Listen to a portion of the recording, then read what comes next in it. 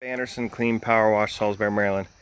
Been redoing some plumbing, which you can see it's still crazy. Always redoing stuff. Working on a whole bunch of manifolds here with the hoses and stuff, and I've redone the trailer yet again.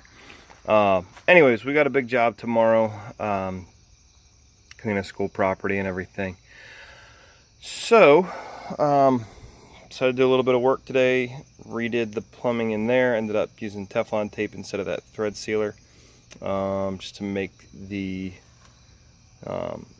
grooves a little bit fatter, so it would actually lock it in real nice and tight there. You can't hear it or tell it right now, but the entire system is pressurized. Now, I don't have to turn on the pump in order to do that.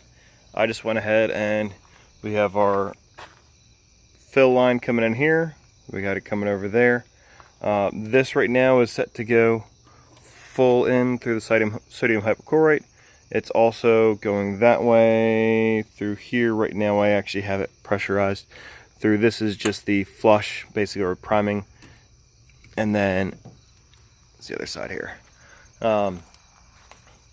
But best place to find out if you got an issue is at your house, not at the job site.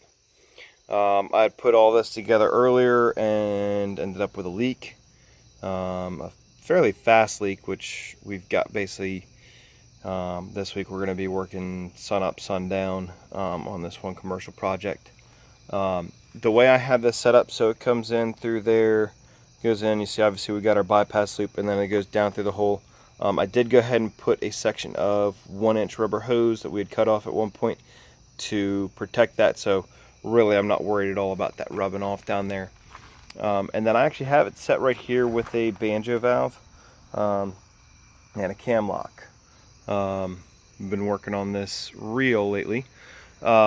See, it's the same thing. It's got the cam lock, shut the ball valve off on that. But basically what happens is my guys will take the hose off of there and then cam lock the other end onto it.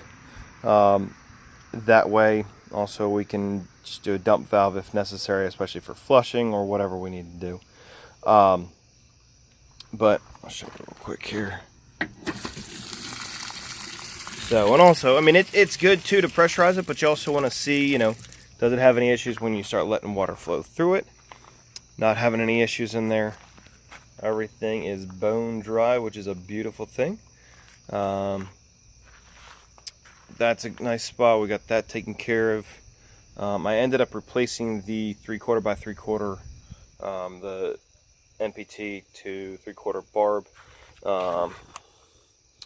Previous one was getting a little rounded. Just a tight spot to get into. It's a lot easier to work on the whole proportioner system when it's not mounted. What we've done right now, it's just zip tied up there. But it's like 6 or 8 zip ties holding that thing up there, and it is not moving. So anyways, when you're going through all this, definitely make sure that you pressure test it all. Fill it up with water. I'm really not that super concerned with the soap line, which again goes right there into that bucket.